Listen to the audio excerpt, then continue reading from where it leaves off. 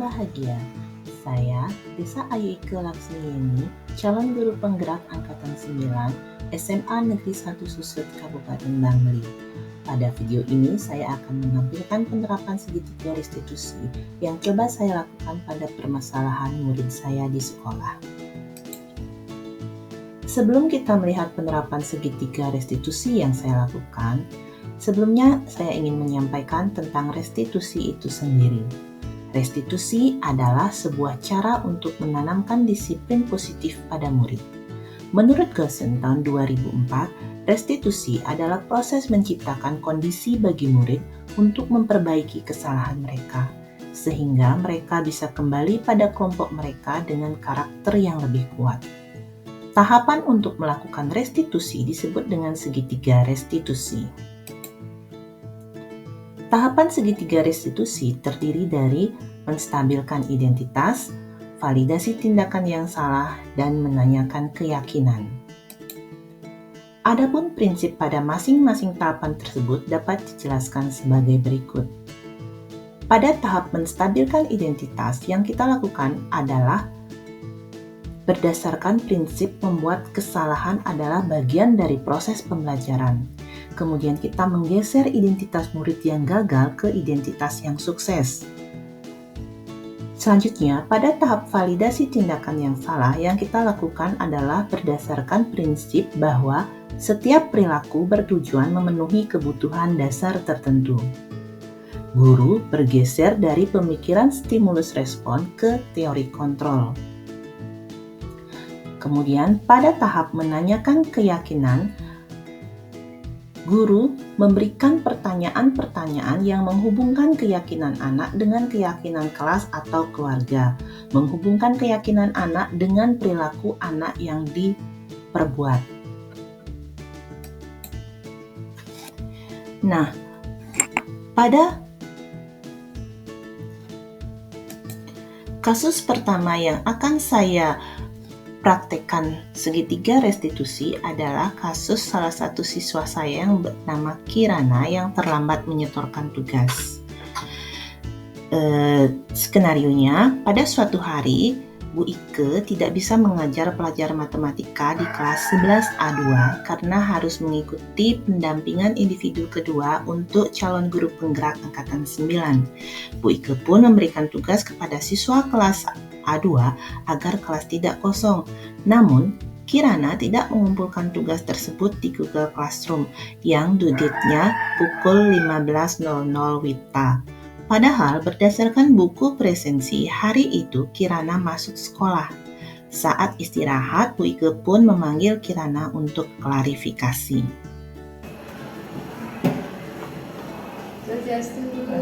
Kirana, gimana kabarnya hari ini? Baik. Kirana tahu kenapa Ibu panggil ke sini hari ini? Mungkin karena saya ada kesalahan dalam penyusunan tugas. Jadi jangan yang ketawa, pokoknya kemanapun Ibu kita ladenin ya. Pokoknya lanjut aja, entah gimana ya dialog nanti ya.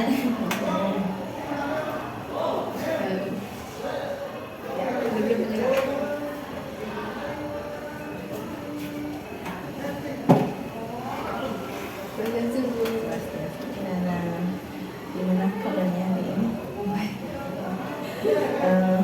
Kirana tahu kenapa Ibu panggil ke sini? Bu, mungkin karena saya terlambat dalam penyusunan tugas. Kemudian ini aku Ibu tahu kenapa Kirana terlambat menyetorkan tugasnya. Sebenarnya saya sudah menyetorkan tugas, namun lupa mengklik diserahkan, Bu. Dan saya baru menyadari di malam hari. Dan ternyata deadline-nya jam 3, saya baru menyadari jam 9, Bu. Jadinya tidak bisa diserahkan. Jadi memang karena itu kan ada otomatis ya tertutup nanti kalau tugasnya. Ya sih. Pastinya kan biasanya nggak seperti itu. Jadi karena ketidaksengajaan kamu jadinya tidak mengirimkan submitnya itu. Kalau boleh Ibu tahu kenapa kamu sampai lupa submitnya itu klik submitnya. Biasanya kan kita ngumpul, terus tuh begitu selesai masuk kamu kirim ke petugasnya tuh kan tinggal langsung klik submitnya. Kenapa sampai lupa? Ya, Bu, soalnya terburu-buru Bu, dari pagi nggak sarapan jadi buru-buru ke kantin. Oh, kelupaan jadinya. Kenapa harus sampai terburu-buru? Kantin kan dekat dengan kelas tuh. Soalnya kan dari pagi Bu, kan Ibu jam 12, jadi nggak sempat sarapan, kelaparan. Nggak sempat sarapan di rumah. Biasanya sarapan pagi biasa. Terus tiba hari itu Nggak sarapan. Kenapa nggak sampai sarapan? Belum masak Ibu? Siangan, bangun kesiangan. Jadi kesiangan bangun, akhirnya nggak sarapan. Itu mengerjakan tugas ini buru-buru juga. Pantas saja seperti itu. Ibu sih juga pernah begitu. Kalau udah kesiangan bangun, akhirnya kegiatan-kegiatan berikutnya itu nggak berjalan, nggak sesuai rencana. Amburadul semuanya. Nah sekarang kira-kira kalau kita terlambat menyelesaikan tugas tidak sesuai jadwal, kira-kira baik nggak itu?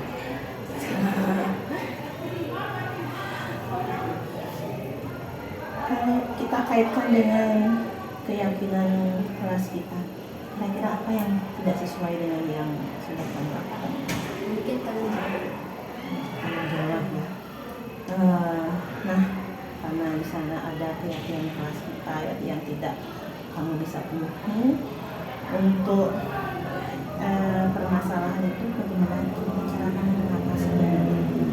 Mungkin saya akan lebih mengatur waktu supaya nggak terlambat lagi bangun dan sarapan, dan nantinya kalau ada tugas-tugas bisa mengerjakan sesuai dengan deadline dan tepat pada waktunya, sehingga tugas yang diberikan tidak terselesaikan dengan baik.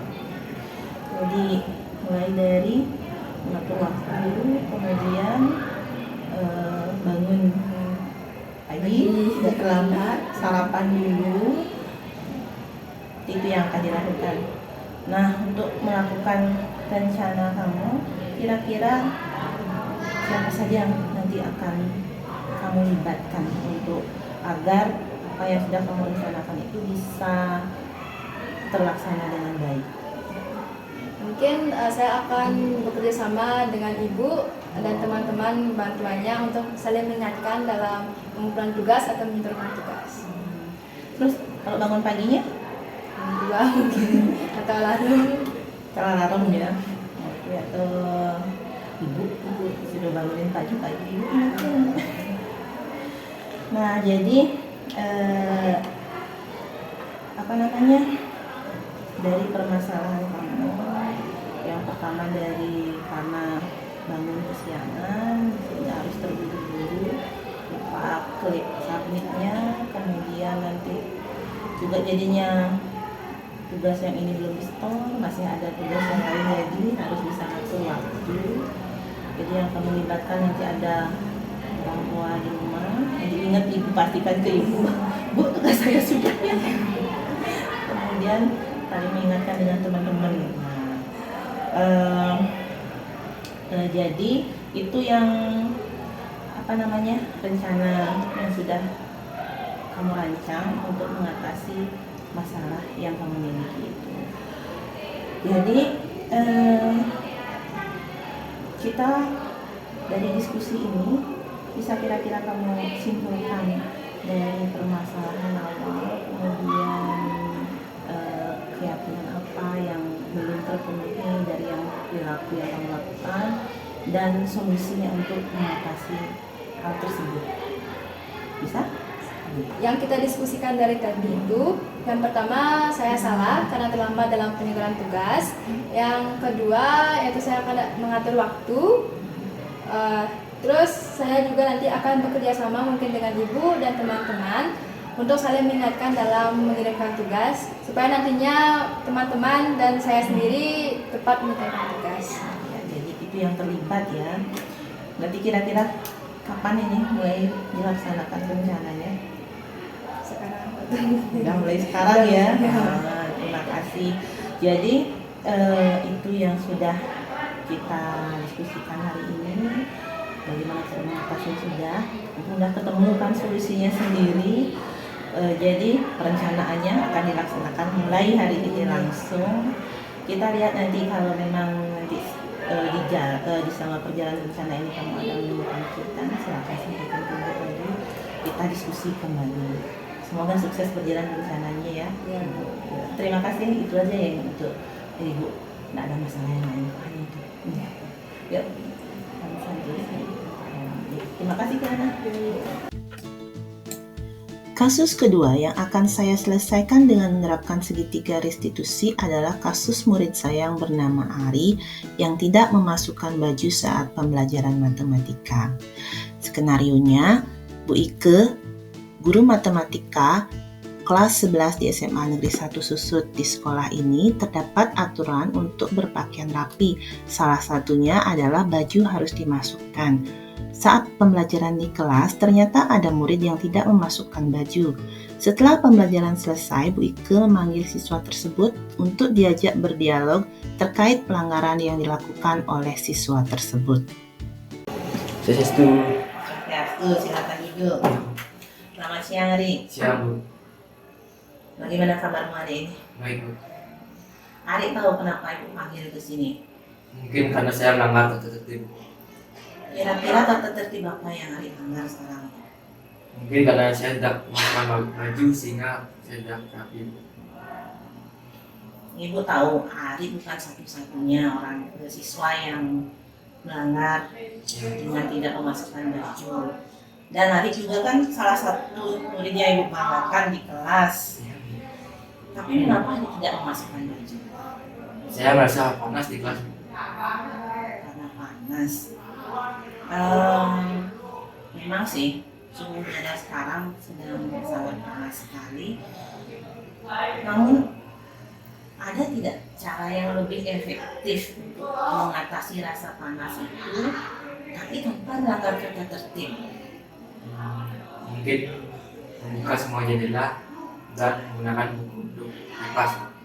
Ya, itu bisa jadi alternatif ya.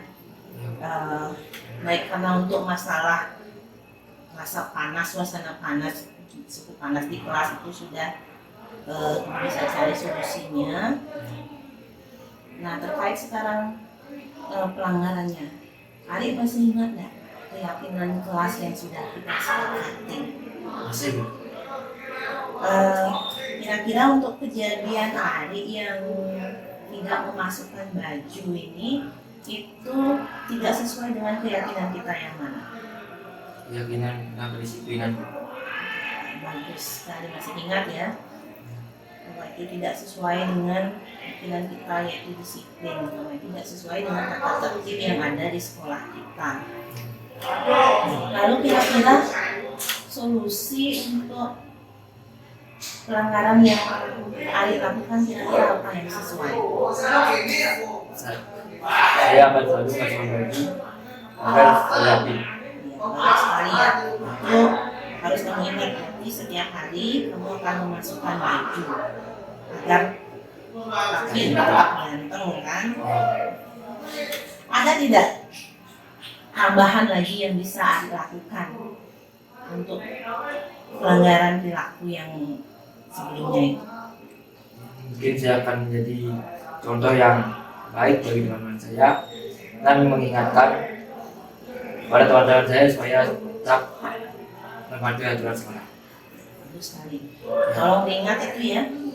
Ingat semua hal yang sudah kita sepakati.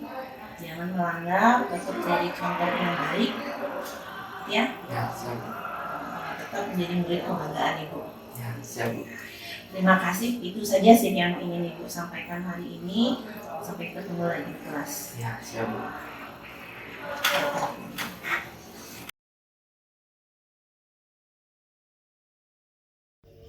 Om Swastiastu. Hari ini, saya mengikuti diskusi terkait keterlambatan saya dalam menyentuhkan tugas di Google Classroom. Nah, selama diskusi tersebut, saya sangat merasa nyaman sekali karena saya tidak merasa dituduh bersalah, melainkan membuat saya menyadari sendiri kesalahan yang sudah saya perbuat. Dan saya memikirkan solusi yang sanggup nantinya saya lakukan berdasarkan kesiapan dan kemampuan saya. Karena pada dasarnya, solusi yang saya sampaikan memang hal yang saya mampu dan kuasai sehingga saya berkomitmen untuk melaksanakan solusi tersebut.